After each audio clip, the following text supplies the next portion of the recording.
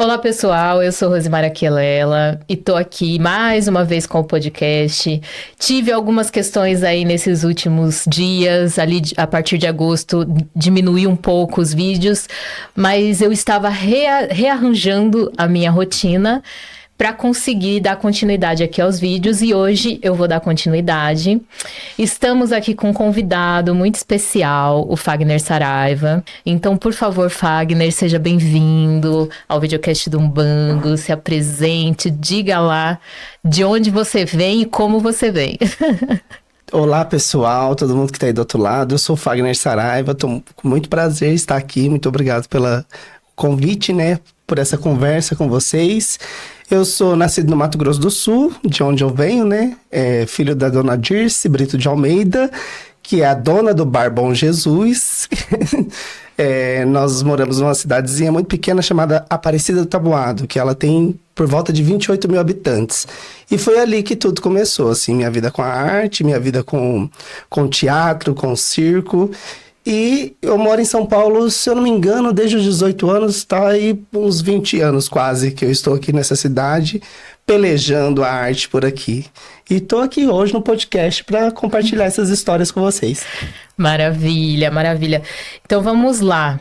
Conte-nos um pouquinho sobre como foi se construindo essa trajetória, formação, os coletivos que você alcançou, que você está fazendo parte, que você fundou. Fala lá um pouquinho pra gente desse caminho.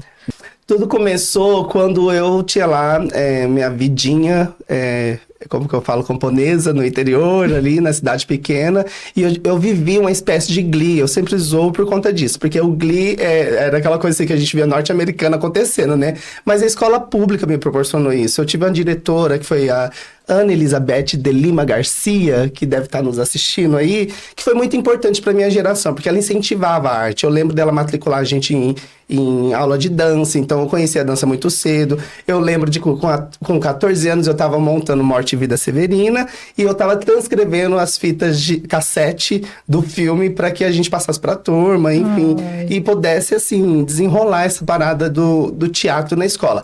Isso tudo sem conhecimento, tudo com intuição, mas com muita gente com vontade de fazer, né? Então, chegou o momento que nossa escola estava apresentando para o presidente Lula no Palácio Popular dos Poderes, lá em Campo Grande. Então, aquela viagem, todo mundo saindo do interior, indo para a capital, andando de escada rolante pela primeira vez. Então, minha escola proporcionou algumas atividades lúdicas e artísticas que eu acho que me construíram enquanto caráter, para chegar hoje aqui nessa vida artística, né? Uhum. Então, eu lembro que quando eu venho para São Paulo, eu venho para estudar, para ter um foco maior dentro da arte. Eu fiz parte de uma companhia no Mato Grosso do Sul que chamava Companhia Teatral Sou o Que Sou, também muito intuitiva, sem muita referência. Aí depois que Campo Grande, começou a descer os artistas de Campo Grande, mostrar pra gente o que era o circo, mostrar pra gente o que era o tecido, a palhaçaria, e a gente foi, né, todo mundo ali aprendendo um pouquinho. E aí eu faço 18 anos, venho para São Paulo. Tenho dinheiro? Não tenho. Aí eu chego na diretora. Oi, diretora, tudo bem? Vou prestar vestibular em São Paulo, não tenho dinheiro para chegar. Ela me faz um cheque, fala, vai. E eu lembro de chegar em São Paulo, eu achava que embaixo da terra só existia o inferno. E tinha um metrô, que é parecido. E aí, menina, eu tive muito medo dessa cidade. Eu vim prestar vestibular, terminou a prova, eu passei ali na Brigadeiro Luiz Antônio, que era tipo aquele negócio a Broadway paulistana da comédia, eu vi um cartaz enorme do Ari Toledo. Falei, eu vou entrar, eu adoro comédia. Ainda não sabia que eu ia participar dessa vida artística dentro da comédia, como eu participo hoje. E aí foi uma experiência, viu o Ari Toledo ali.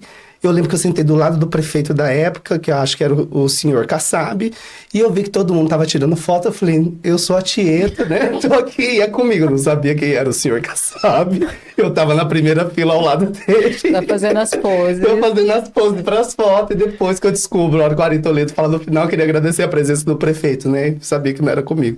Aí, enfim, vivi essa experiência toda. Retorno e recebo a notícia que eu fui aprovado na Faculdade Paulista de Artes para iniciar o curso de artes cênicas. Daí começa a vida de labuta, né? De muitas pessoas que já fizeram esse caminho, né? De migrar, de sair do seu território para viver uma cidade de São Paulo, para viver um sonho, né? Tipo, Eu acho que essa cidade, ela tem muito a oferecer, mas ela tem muito a tirar também. Ela tira muito da gente, né? Depois você vai entendendo as logísticas de exploração da cidade, exploração artística que a cidade tem também. Enfim, foram bons anos até encontrar os pares, né, Rô?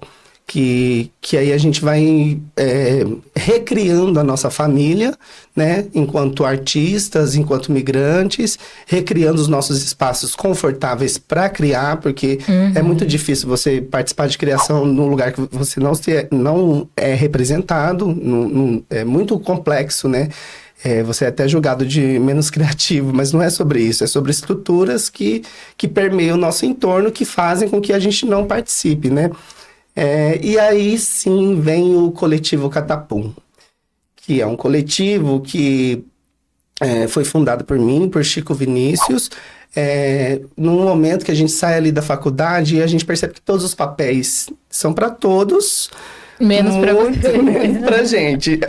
Aí a gente fica pensando assim, nossa, a gente estudou tanto para falar textos teatrais, a gente estudou tanto, e eu fui fazer essa escola de teatro depois, que é uma especialização em humor, né, que eu me formei lá na primeira turma, e eu encontrei a máscara do palhaço. Nessa coisa que eu vim do Mato Grosso do Sul, sonhando em ser Paulo Altran, e aí eu descubro que faz uma reviravolta, que eu nunca ia conseguir ser Paulo Altran, porque o eurocentrismo não deixa, né, também, né? Porque ali a gente tá falando de um período, 2008, e antes também era assim, que todas as representações que existiam de grandes dramaturgias, elas eram sempre eurocentrizadas e com personagens feitos para europeus fazer. Tinha uma professora que falava sobre physique de rôle, que é o físico da personagem e tal, não sei o quê. Então, na visão dela, eu nunca poderia ser, né, Lady Macbeth, nunca poderia ser Hamlet, eu nunca poderia ser os grandes ícones de personagem.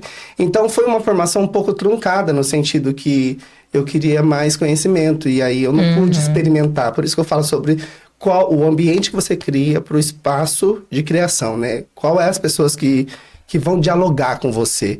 Isso foi ali, quando o Chico vira para mim e fala assim, a gente tem que fazer o nosso. E aí, fazer o nosso parece lindo, mas também é tão difícil. É puxado. É muito puxado, Rô. Eu lembro que, assim, no começo a gente escreveu uma dramaturgia que tinha textos. Então, a gente aprendeu, sai dessa faculdade ali que é totalmente eurocentrizada. Nem sei se existe essa palavra. Eurocentricizada. Eurocentrada. Isso, obrigado. Vocês entenderam. E aí, eu invento palavras, tá? Às vezes, tá? Vocês fiquem de boa. E aí, a gente estudou o humor a partir de uma palhaçaria também, que ela era super desse mesmo lugar. Então, um palhaço que é todo coberto, vestido, um palhaço que ele vai trabalhar uma característica de ridículo. Então, aí eu sempre com uma indagação. Se o povo preto é um povo que tem várias mazelas sociais, será que essa máscara serve para revelar as minhas mazelas sociais? Esse lugar do ridículo, será que também não me machuca, também não me ofende? Né? Então, era uma forma de ver a máscara que eu acho que, para mim, machucava também. E tinha essa coisa do palhaço não falar também, né? Mímico, todo mundo era meio palhaço mímico. Escrevemos um texto, que é a dramaturgia Catapum, que depois virou o coletivo Catapum, né? Anônimo, que chega nesse lugar que é um texto que vai falar com as infâncias dentro da relação da morte. Porque o que pulsava pra gente era isso no momento, assim. Então, aí houve-se muitas críticas dos intelectuais da comédia, né? Nesse lugar de, tipo assim, precisa a criança saber sobre morte? Claro que precisa, gente. Claro que precisa. Hoje em dia a gente tem consciência disso. Sim, tem consequência, inclusive. Exato, porque senão a gente cria adultos problemáticos, né, que não conversam sobre a morte, enfim, isso faz parte de uma pedagogia. Uma coisa que eu sempre falo à população preta, por exemplo, quando você pensa em favela, em criança, a maioria das crianças estão pulando corpos para chegar na sua sala de aula, né? Então essa é a realidade. E aí parece que tocar nesses assuntos era um grande problema naquele período, assim. ouvi dizer, vocês estão falando de classes sociais, vocês estão falando de morte, mas isso não é batido? Até então era batido, porque brancos falando da perspectiva branca tem uma coisa batida dentro do mercado e dentro das dramaturgias. Mas pessoas pretas falando dentro do recorte de racialidade sobre classes sociais, há algum diferencial ali para ser escutado. Então, a gente não desistiu. No começo, a gente bateu em vários diretores famosos, que a gente achava que era assim, né? Precisa chamar um diretor famoso para a peça dar certo. E a gente levou vários nãos por conta dessas questões. Até que a gente encontra Mafalda Pequenino, que é pra gente um ancestral em terra, que traz a gente para um lugar muito bonito de aprofundar dentro da sua ancestralidade para falar com propriedade sobre aquelas questões. Então, a dramaturgia, ela vai trazer uma visão que é para a infância, que é uma visão que, tipo assim, o adulto sempre fala assim, ai, quando morre uma pessoa, ai, dormiu, tá dormindo, tá descansando. E a gente vai na contramão disso, porque a gente usa a metáfora, porque a criança sabe. Então, quando a criança vê um cenário cheio de corpos, ela entende a metáfora. Tem um monte de corpos caídos no chão. Os palhaços estão pulando, brincando com esses corpos, pulando em cima desses corpos. E aí a criança sabe que a gente está dizendo ali, não, ele está no sono profundo, a dramaturgia leva a criança a falar, não, ele não está no sono profundo, ele está morto. Então a criança ensina pra gente o que está acontecendo. E ao mesmo tempo a gente revela alguns pais, né, que já aconteceu várias vezes, os pais ficarem hiper incomodados, né, quando os palhaços, por exemplo, um dos palhaços decide dividir esses corpos. Então ele vai falar assim... eu não gosto de corpos misturados, tudo colorido assim. Vou dividir por cores. Aí o outro dá a ideia, não divide por cores, divide por classes sociais. E aí começa a brincadeira com a plateia, porque pega um Bob Marley, levanta ele preto e pergunta, esse daqui, qual é a profissão dele? Aí todo mundo vai para os básicos que um preto poderia ter de profissão, né? E aí de repente o palhaço fala, não, ele é advogado. E aí para onde ele vai? Para o lado esquerdo ou para o direito? E aí confunde. A visão de uma criança entende esquerda e direita exatamente como os lugares esquerda e direita. O adulto que já é corrompido já entende uma outra linguagem dentro disso. Sim. E aí a gente trocou depois isso para classe A e classe C, para dar mais margem para a gente entender as camadas do que está acontecendo. Então, às vezes a criança está falando, vai para classe A, Bob Marley vai para classe A, e o pai está falando, vai para classe C, entendeu? Então, fez uma bagunça ali na cabeça, mas que ainda assim é uma bagunça pedagógica, né? Porque a gente está ali revelando o que de fato acontece dentro de um Brasil que foi colonizado por esses corpos, e a visão que a gente tem dos corpos negros, dos corpos subalternizados, enfim, essas paradas que a dramaturgia propõe. Nossa, falei demais. Vai respondendo todas as perguntas de uma vez. Não, brincadeira. Mas é isso, né? Porque, por exemplo, eu fico pensando aqui, você falando, esses tempos atrás, faz pouquinho tempo, acho que foi um dos últimos vídeos que eu fiz falando justamente sobre isso, né? Ultimamente, tem crescido muito a criminalidade nas escolas, sobretudo cometida por adolescentes, que tem muito contato com game, porque eles não percebem o que é a morte. Então, eles entram numas de ficar com raiva e querer se vingar como se eles estivessem num jogo de videogame. E aí, quando você vai ver a estrutura daquilo, é tipo, todo mundo, porque, nossa, essa criança é um mini bandido. Não, a criança, ele simplesmente não sabe. Exato. Né? Quando você olha ali, isso foi numa escola aqui, foi no Rio Grande do Sul, que eles ficaram ali numa situação onde eles levaram um grupinho de crianças de entre 13 e 15 anos, ficaram com raiva porque levaram uma bronca do diretor e resolveram se vingar do diretor. E a ideia deles era, nós vamos matar o diretor. Antes de chegar no diretor, a gente vai matar todo mundo que estiver no caminho. Meu Deus. Onde você faz isso? No game. No game. Não é uma ideia de realidade, né? Mas o processo é com essa estética e com esse acesso constante aos games, eles perderam a noção do que é estar vivo de fato. Exatamente. Né? Então, é necessário esse papo sobre a morte com as crianças. É muito necessário. Muito necessário, até porque a gente tem pensando em estrutura social, a gente tem muitas... lacunas dentro da nossa estrutura Brasil que proporcionam, né, vai levando uma certa classe, um certo caminho, uma certa doença psicológica, uma certa falta de acesso que leva logo ao encarceramento e logo ao lugar da morte, né? Então, a morte para muitas famílias pretas é uma realidade que a gente pouco conversa, né? Sim, sim. E a coisa de pensar também, isso, tipo, pensando, né, em classe social. Tem essa criança que tá ali exposta aos games o tempo todo, né, que é a criança que tem a condição de ter ali a disposição dela um aparelho tecnológico, e tem a criança que vive num espaço extremamente periférico, onde a criminalidade é ali pulsante, né, e ela, tipo, perde as pessoas por perto muito rápido. Exato. Né? Então, ela não tem tempo de olhar e falar, nossa, eu perdi alguém, porque é constante essa perda, normaliza. Exato. Né? Essa perda. E, ao mesmo tempo, é muito engraçado você falar isso, porque da questão da classificação dos corpos, né? Porque a nossa sociedade tem uma versão muito grande de falar disso. Todo mundo classifica, todo mundo tem o preconceito, mas ninguém quer admitir. A gente é criada assim, né? Para medir pelas aparências. Sim. Né? Isso é bom, isso não é bom. Isso pode ir, isso não pode ir. E é muito interessante pensar esse lugar, que é o que eu tô fazendo agora no meu trabalho de mestrado, de estudo, né? Esse estudo mais profundo sobre a estética mesmo, tipo a peça de teatro, enquanto peça de teatro, enquanto produto estético, como processo educacional. Porque você não precisa pedagogizar o teatro para você trazer ali questões muito profundas que dá para trabalhar meses e meses e meses com as crianças aquelas imagens, né? Então, isso é extremamente importante. E a gente perceber que essa educação estética, ela já existe. Ela tá na TV, ela tá em todas as propagandas que a gente vê, ela tá em tudo, o tempo todo.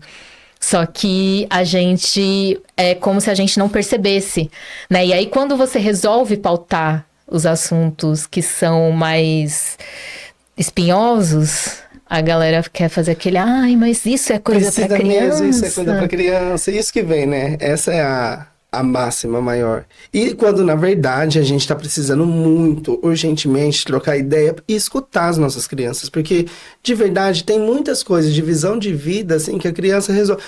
Pensa comigo, quando a criança fala assim...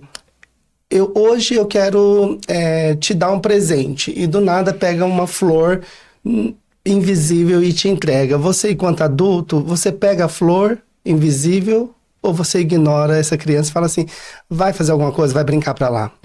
Porque quando a gente faz isso, a gente tá limando um lugar de criação e de percepção de mundo. Porque a sensibilidade, né, o autocuidado, a empatia, elas não são construídas através de livros. Essas coisas não é... O livro tá ali para ajudar, mas isso é corporificado. E em várias culturas, né? A gente tá na nossa cultura aqui ocidentalzinha, tentando entender aqui, né, como é que funcionam essas práticas na nossa vida. Mas em várias culturas isso já é uma... Eu lembro, uma coisa...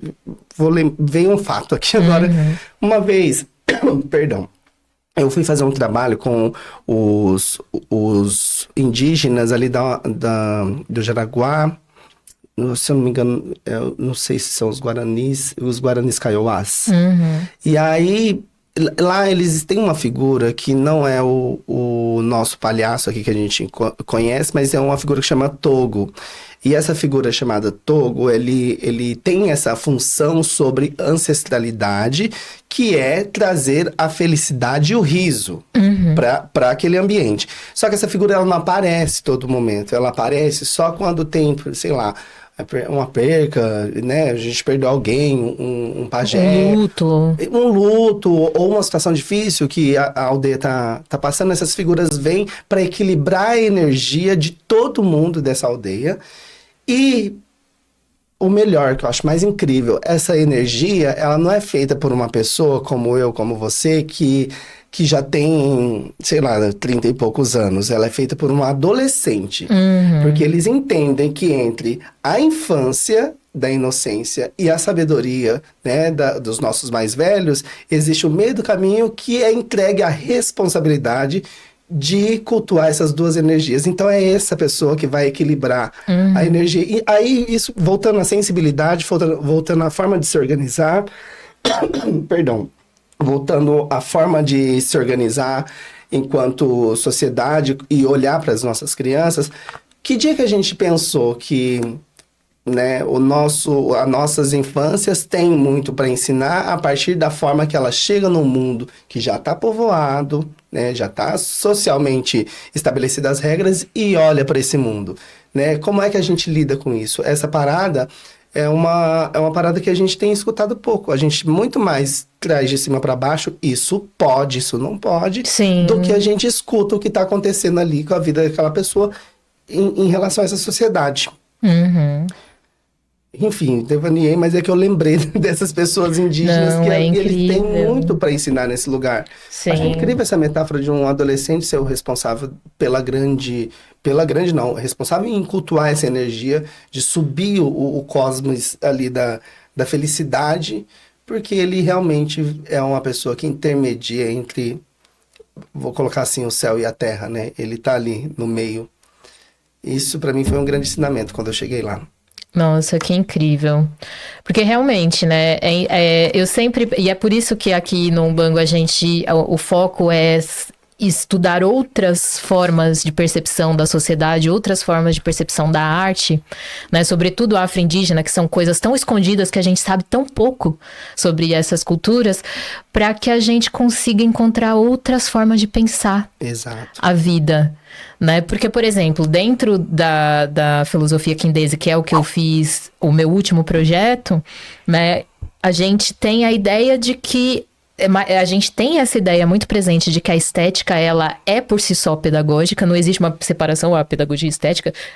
Tudo que a pessoa vê, ensina para ela alguma coisa. Isso, uma música ensina, uma dança ensina, uma situação ali, uma encenação, uma contação de história, tudo ensina, né? E ao mesmo tempo tem esse lugar também do lugar de cada pessoa dentro da sociedade, né? A ideia cíclica da vida.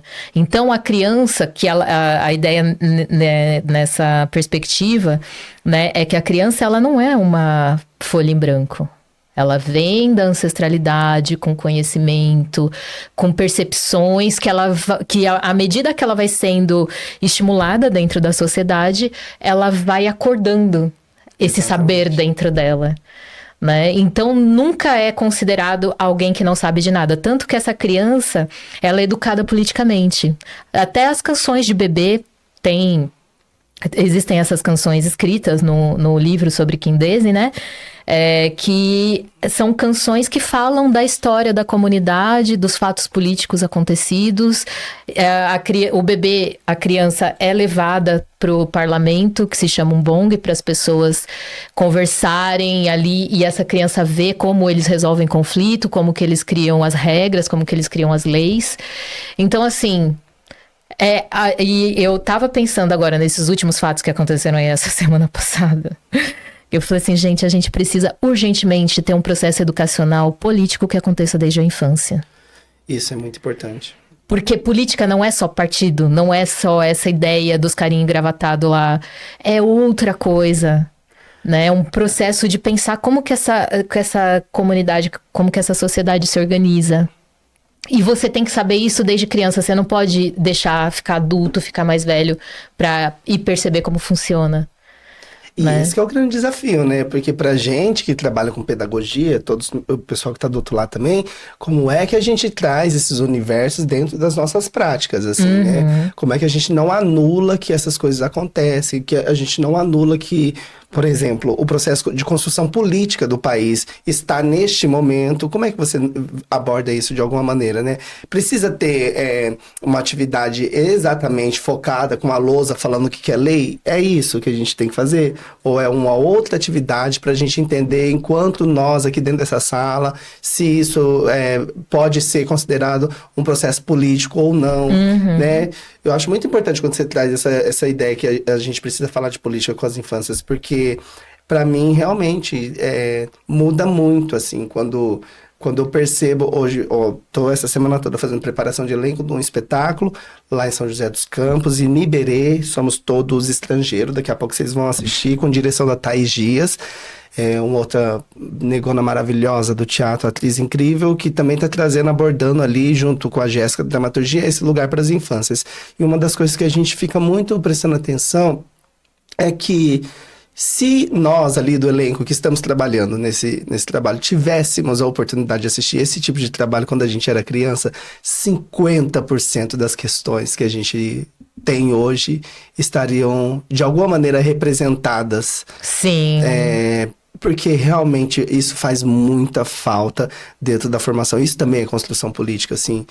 E quando você traz esse ponto para mim, assim, acho que eu só tô na arte e pedagogia ainda porque eu acredito nesse lugar, assim, da gente passar o nosso conhecimento e não negar o que está acontecendo de fato, seja na emoção daquela criança, aluno, aluna, essa palavra é horrível, né? Aluno é sem luz, né? É péssimo. Educando, sei lá, aprendiz, enfim, como quer que seja aquela pessoa que está trocando com a gente naquele período. Seja a gente respeitar o emocional daquele lugar, né? Porque aquele corpo, ele tem um emocional, ele tem uma história, como você disse, ele tem uma ancestralidade, ele tem uma vivência do dia a dia. A casa é de um jeito, a escola é de outro jeito, a brincadeira é de outro jeito. Cada um vai ter uma particularidade. Eu sei que tem uma luta entre os professores aí, né? Muito por conta das leis que vão criando e vão deixando os professores cada vez mais desamparados, né? Essa seria a palavra, dessa coisa da polivalência, né? Da gente ter que saber fazer tudo e tal. Eu sei, gente, eu também não concordo que você tem que saber fazer tudo, mas se você souber escutar já é muito, entendeu? Você não precisa saber dominar tudo, todas as artes, todos os TEDs, os CIDs. Você não precisa saber dominar tudo. Mas se você saber escutar, você sabe pedir ajuda. Sim. Isso é interessante, assim, no processo pedagógico.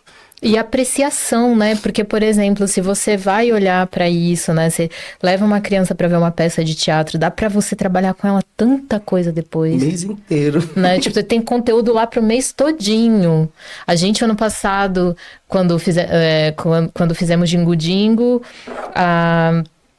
a gente tocou na questão da colonização, a gente tocou na questão dos reinos africanos, a gente tocou em questões de gênero, questões ambientais, questões de relação intergeracionais, uma infinidade de coisas, né?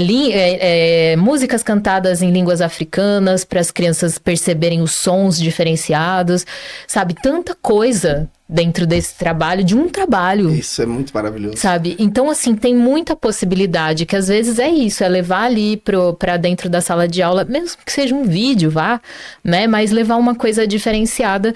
E porque a nossa molecada já não tem mais essa paciência, né? De ficar ali sentadinho, não dá mais. Isso não funciona mais nesse mundo que a gente tá, né? Já era. Então, é bem complexo, assim. E eu queria que você falasse um pouquinho também do Doutores da Alegria. Como é que você foi parar nisso?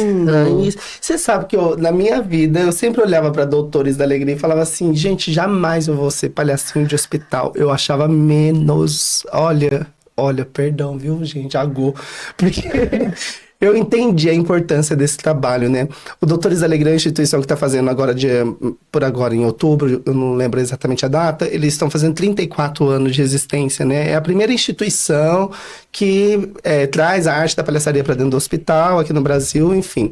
Começa lá atrás, nos anos 90, e é engraçado que eles começam junto com duas coisas. O SUS é 88 e o Doutores é 90. Então, o Doutores já coloca o SUS muito cedo, assim. Então, é uma das coisas que eu fiquei surpreso. A vasta experiência de uma palhaçaria hospitalar, porque entende-se saúde, né? Entende-se saúde, a arte do palhaço.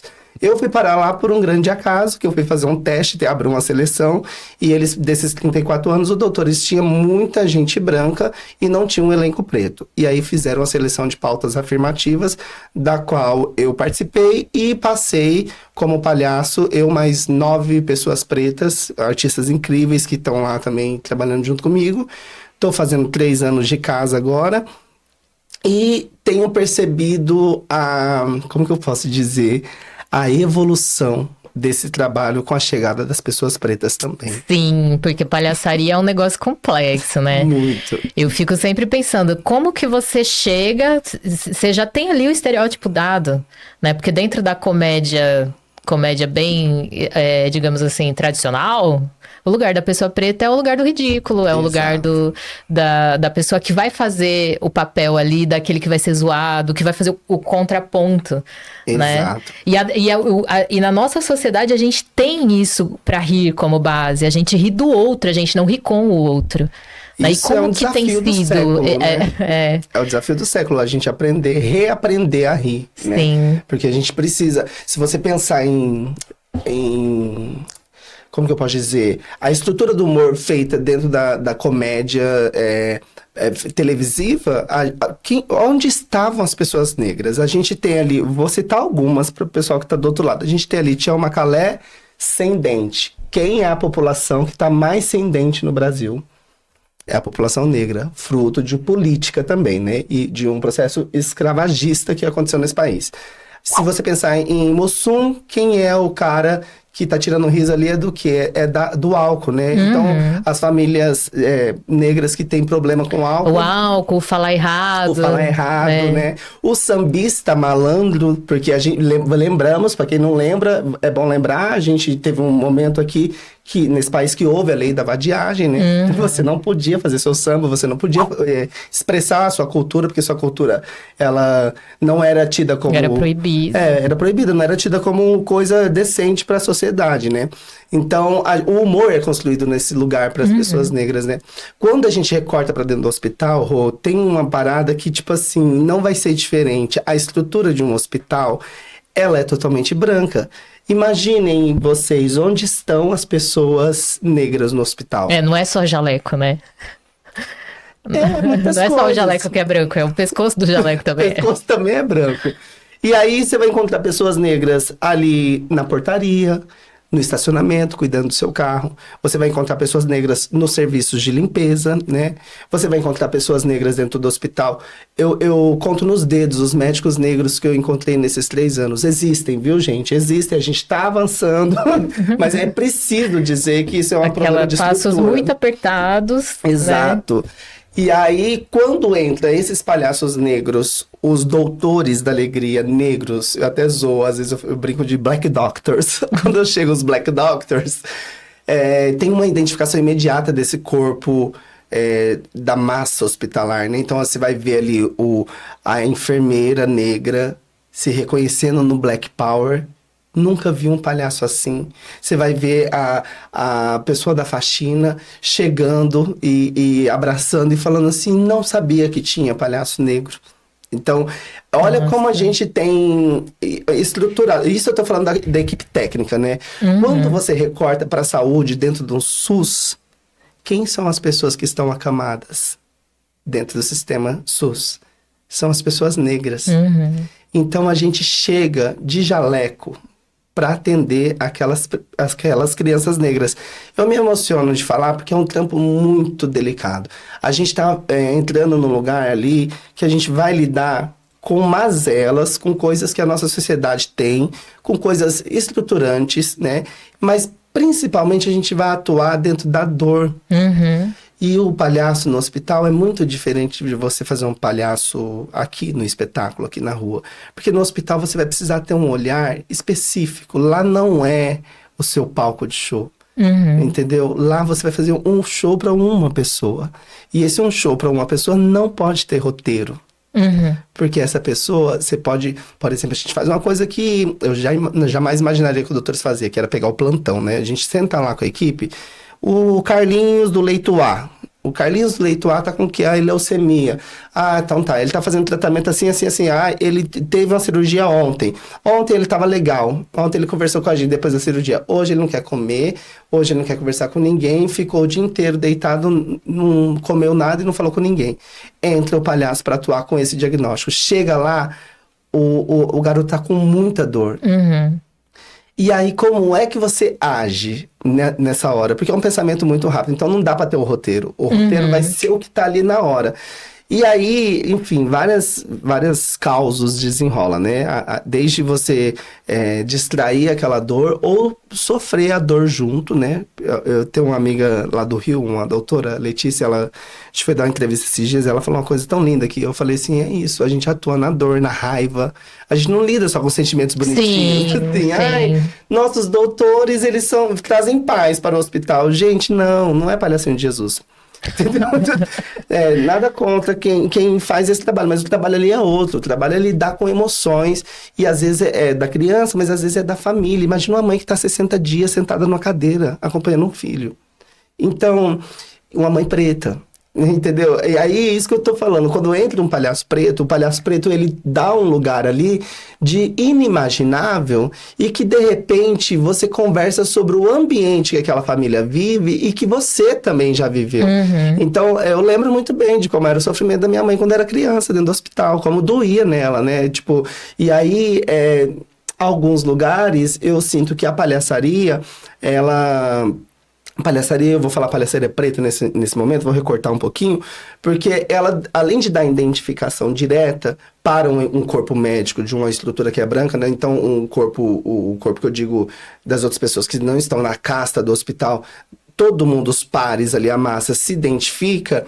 O caso que a gente vai atender está identificado porque todo mundo quer ver esse palhaço conseguindo atender aquele caso. Então, quando a gente chega lá, a mãe que às vezes não gostava de palhaço, ela viu um Black Power que é igual dela e ela quer que o palhaço venha atender. E aí começa um novo jogo. Não tem a ver com cair, com escorregar na casca de banana, com bater a cabeça na parede. Não tem a ver com nada disso. Tem a ver com uma identificação direta. E é uma identificação que a gente está falando cultural. É uma identificação de movimentos sociais que a gente viveu parecido, né? Da falta de comida, a gente está falando da falta de afeto. É muito raro ver os pais acompanhando as crianças no hospital. Por que será, né? Esse patriarcado que a gente vive, né? A maior parte deles nem tá lá. Nem tá lá. Então tem toda uma camada, assim, que eu agradeço muito, assim, o Doutores Alegria por ter me apresentado esse universo, e ao mesmo tempo eu sabia que esse universo estava precisando da gente, dos palhaços pretos lá dentro. Porque precisa modificar aquele cotidiano mesmo. Quando um jaleco branco entra, a criança sempre tá imaginando que vai vir picar, vai vir furar, uma coisa vai acontecer, as testes e tal, não sei o quê. Quando entra aquele jaleco branco, com aquele nariz, com aquela peruca e com aquele instrumento, a criança olha assim e fala, eles não vão me machucar? Então a gente entra realmente em outro canal. E aí há indícios de tratamento maravilhosos, assim. A ponto da equipe não conseguir acessar a criança e a gente conseguir deixar molinho ali e lá dar devolutivo para a equipe, e a equipe voltar e pimba. Conseguir trabalhar. E é isso, assim, eu acho que o riso, o humor e a palhaçaria, ele tem um campo para mim que é muito diferente do ator. Que é um campo que ainda assim é isso que a gente tá falando, é política e é social, porque a gente tá fazendo uma parada ali, tudo bem, é trabalho, mas ainda é social, né? Tem um amigo meu que trabalha muito com circo social, ele fala muito sobre isso, né? Que a gente precisa entender as camadas estruturantes para atuar, senão não dá certo, não adianta fazer um espetáculo e vender. Aqui tem uma camada estruturante para você atuar antes. Enfim, o Doutores tem sido essa parada pra mim que mudou o meu pensamento sobre esse trabalho, né? Que eu achava menor. Isso daí é um puta trabalho. Até acho que não é pra todos os palhaços, sabia? Acho que tem palhaço que realmente é pra rua, pra palco, tem pra rua, pra palco, e tem palhaço que é pra hospital. Tem gente que nasceu pra fazer. Eu tenho pares lá, não só os pretos, mas brancos também, pares que realmente fazem muito bem esse trabalho. Eles nasceram pra fazer essa coisa. E tenho aprendido muito, assim, como lidar com as emoções, né? Porque no começo eu voltava pra casa, assim, cabisbaixo. Eu falava, meu Deus, será que eu vou durar um ano nisso? Hoje em dia eu já sei aprender a lidar, né? Eu acho que até em sentidos mais gerais, assim, o trabalho com criança é algo muito sério, né? Não dá pra você fazer um infantil pra ganhar dinheiro. Não.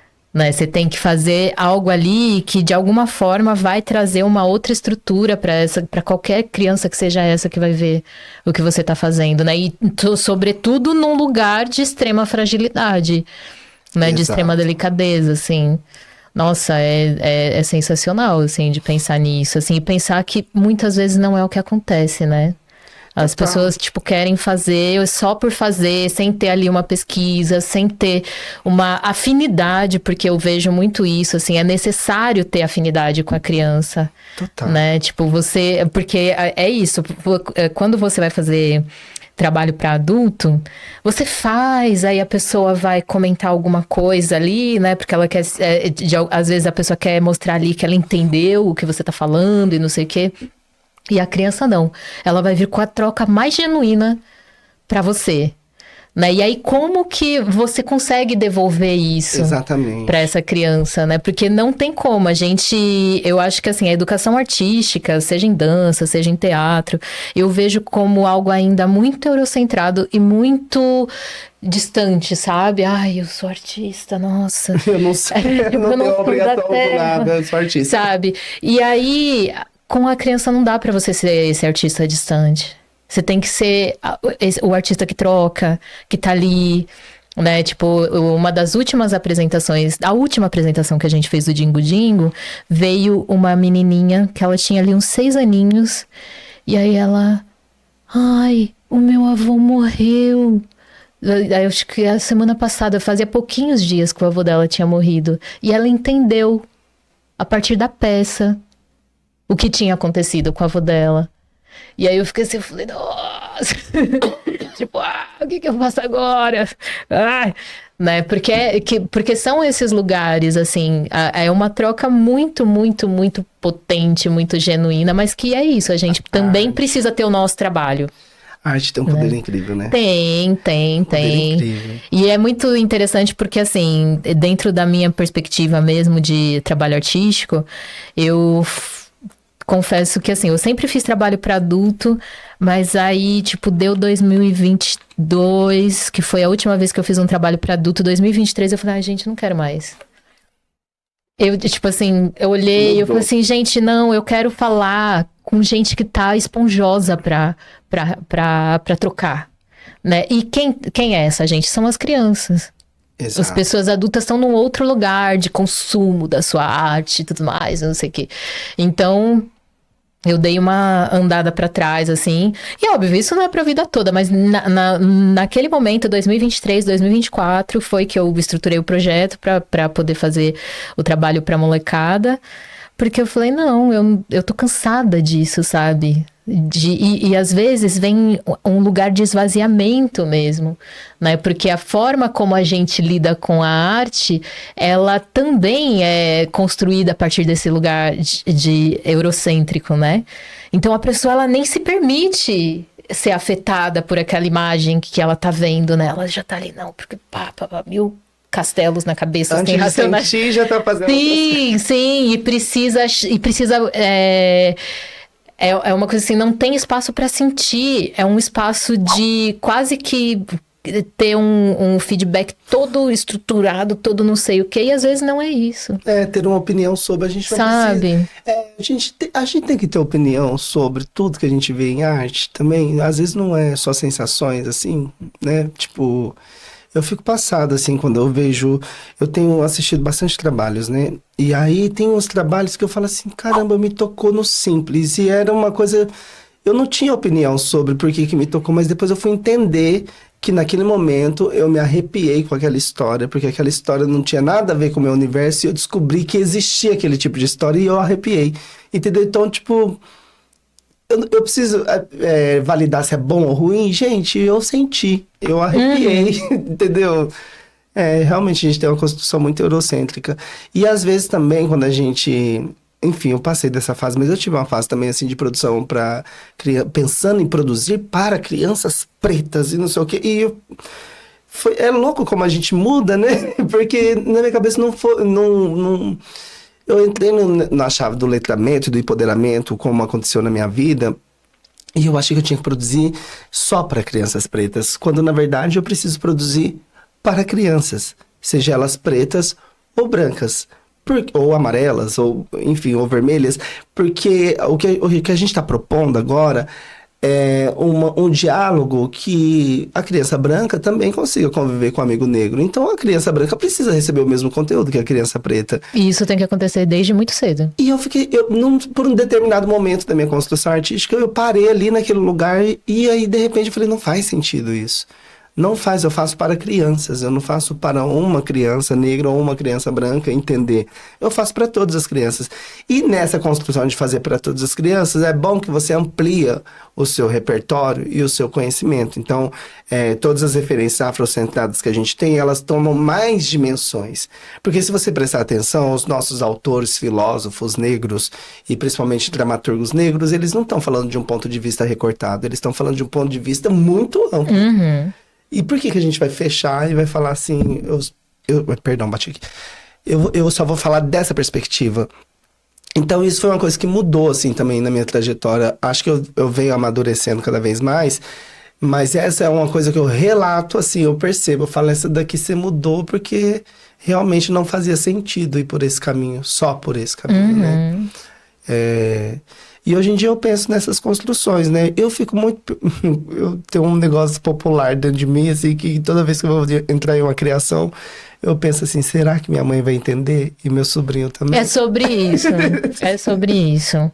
Eu acho que não é uma questão popular em si. O que eu sinto, e que eu tenho trabalhado lá com o pessoal também na Escola Livre de Dança, é a gente entender a arte como diálogo. As nossas artes são diálogo, né? E tem esse lugar também, tipo assim, não, o trabalho específico para pessoas pretas. Não, não exatamente. No entanto, a gente precisa trazer referências pretas o máximo que a gente puder, né? Porque E dentro do projeto ano passado, eu pensei muito sobre essa questão, que era, assim, a gente tem, e confirmando isso agora cada vez mais nos estudos, né? A gente tem um processo de demonização, de inferiorização da pessoa negra na sociedade, como se ela não criasse nada de bom. E aí, quando você traz referência, quando você vê aquele monte de criança de todas as cores te abraçando, você fala, tem aqui uma construção de um lugar empático, de reconhecimento da importância dessa pessoa, né? E aí, nesse caso, você está atuando tanto para a infância preta, quanto para a infância branca, que precisa aprender a reconhecer o outro. Exatamente. Né? Porque dentro do processo social que a gente vive, a branquitude é muito narcísica, eles não conseguem ver esse outro sem demonizá-lo. Não consegue, e às vezes a pessoa pode até conseguir ver, mas aí ela já entra num outro lugar que é o da inveja, que é o querer ser o outro. Aí vai meter lá o turbantão e querer sair de nega no Ileaê. Cara, tipo, você não é o outro. Deixa o outro existir só. Admira, sabe? Deixa o outro fazer a poesia dele. Isso é lindo. Compartilhar, sabe? Compartilha a vida com essa pessoa, com esse outro que não é você. Você é isso, o outro é aquilo. E que bom que vocês existem, que são diferentes, né? Então, a gente vive uma percepção social que é brancocêntrica, que é a ideia de linearidade. Todo mundo tem que ser igual. Né? Então, então eu vou para as danças populares, vou colocar minha saia de chita. Não, você não precisa fazer isso. Você pode admirar aquilo existir, mas você não precisa ser aquilo. E você pode, na sua prática do dia a dia, trazer as referências disso para o seu entorno, para mostrar para os outros que existe, assim, um processo de contribuição dentro da cultura é uma coisa. Agora, você pegar a bandeira e sair na frente é outra coisa, entendeu? Eu lembrei também de uma situação que uma amiga passou por esses tempos. Uma escola muito rica pediu para um grupo negro participar, não vou citar nomes, mas um grupo negro participar, e aí uma amiga me contou, falou, gente, e ele tinha muito, assim, um discurso de tipo, nós devemos entender o outro e respeitar o outro, essa escola hiper rica, né? E aí ela começou a fazer uma indagação com uma performance com o espelho, mostrando para as pessoas quem você vê aqui, e aí ela dizia, aqui eu vejo mas eu sou... Entraram numa brisa de eu sou o outro. E aí, a parada é, quem são os outros? A gente saiu do alto da cúpula para pensar quem são os outros. E eu acho que essa é a maior investigação social que a gente tem que fazer agora com as nossas infâncias, principalmente infâncias brancas, assim. A gente precisa trazer a perspectiva para o arte educador de investigar quem são os outros, porque os outros são muitos. Os outros são negros, os outros são indígenas, os outros são os povos asiáticos que vieram pra cá. Tantas outras possibilidades. Tem muito outros, entendeu? Pra gente sair desse lugar linear, eurocentrista, egocentrista, de que tudo tem que ser em torno de mim. Então, tipo assim, eu sou muito antirracista, porque eu já tenho uma amiguinha negra. Ou, pai, eu sou muito antirracista, porque a moça que trabalha lá em casa, ela é muito negra e a gente super conversa sobre isso. Não é isso, galera. Ainda não é. Às vezes eu acho que a gente tá dando voltas e parando no mesmo ponto, né? Esses dias também, o que me incomodou, nem vou puxar esse assunto aqui, mas me incomoda pra caramba quando a gente se distrai no percurso e não vai no foco da coisa, assim, né? Essa parada de, tipo assim, todo mundo tá indo em busca de um bem maior social. A gente não tá indo em busca de esse daqui vai ficar melhor para esse grupo, esse daqui vai ficar melhor para esse grupo, esse daqui para esse grupo. Não é isso, é uma parada coletiva. Uhum. Parei. Não, mas é incrível isso, né? É muito interessante a gente pensar o quanto falar de arte abre para tantas possibilidades. Né, o quanto quando a gente fala dos processos artísticos, eu sempre penso, falo, gente, quanta riqueza tem num processo artístico, né? Quando você se envolve num processo artístico, o tanto de coisa que você aprende, o tanto de coisa que você mobiliza dentro, o tanto de coisa que você tem que perceber, né? E é isso, eu tenho várias questões, assim, até com as palavras, letramento, antirracista, eu acho tudo assim, muito, eu falo, epa... Vamos com calma, né? Porque a gente, assim, mal aparece, o povo já cria uma caixa, já bota dentro. E já, tipo, gente, né? Tipo, é demais, assim, né? Eu tenho, enfim, vários questionamentos também. Mas a gente tá indo aqui pro nosso final. Agradeço muito você ter vindo aqui. Obrigado. Fale para as pessoas sobre as suas redes, né? Tipo, onde as pessoas podem acompanhar o seu trabalho, acompanhar essa maravilha toda aí que você tá desenvolvendo no mundo. Diga lá. Tá bom. Para essa câmera que eu falo? É pra essa. É pra essa, né? Bom, gente, vocês podem me encontrar pela rede social, né? Eu tô no Instagram, é a que eu mais movimento, @FagnerSaraiva. Vocês podem encontrar o trabalho que eu citei aqui do Coletivo Catapum na página @cata.pum com 2P. Pode fazer um merchan? Pode. Acabamos de fazer com o Coletivo Catapum uma pesquisa muito ampla sobre palhaçarias e comicidades negras, e isso foi publicado em um livro. A gente convidou mais de 19 artistas, filósofos do Brasil inteiro, então não é uma visão sudestina, é um livro que tem perspectivas de trabalho, ensaios e filosofias sobre o campo das comicidades e palhaçarias negras, e esse livro está disponível online no link da bio do @catapum. Então, se você se interessar, vai lá. Sim, porque é maravilhoso, um livro necessário. Enfim, as pessoas precisam ter acesso a todo esse conhecimento que está sendo gerado, porque é muita coisa. E eu também vou fazer o meu merchan, que agora, no final de outubro, a gente vai ter a última edição do curso Quindese deste ano. Não sei se terá mais o ano que vem, mas eu vou lançar logo, mais uma vez, o curso Quindese aí já repaginado, porque vocês sabem, toda vez eu dou uma repaginada a mais, porque eu descubro mais alguma coisa, que eu sou dessas, nerd, né? Então, fica aí o convite, gente. Obrigada, Fagner. Obrigado, tô muito feliz por essa conversa. Finalmente a gente conseguiu conversar, né? E para você que é artista, que tem vontade também de vir aí conversar um pouco sobre o seu trabalho, artista, educador, enfim, pessoas que se afinizam com essas temáticas que a gente trabalha aqui no Umbango, manda uma DM no Instagram que eu vou deixar aqui embaixo, @umbango_, né? Que aí a gente conversa e vê a possibilidade de você vir aqui e conversar um pouquinho mais com a gente, pra gente ter uns papos gostosos assim. Tá bom? Obrigada. Obrigado demais, agradeço o convite, agradeço a paciência de quem ficou até o final do vídeo. Pretendo voltar mais vezes para contar mais novidades da vida. E isso, axé e vida longa, esse projeto é incrível. Valeu, galera. É isso.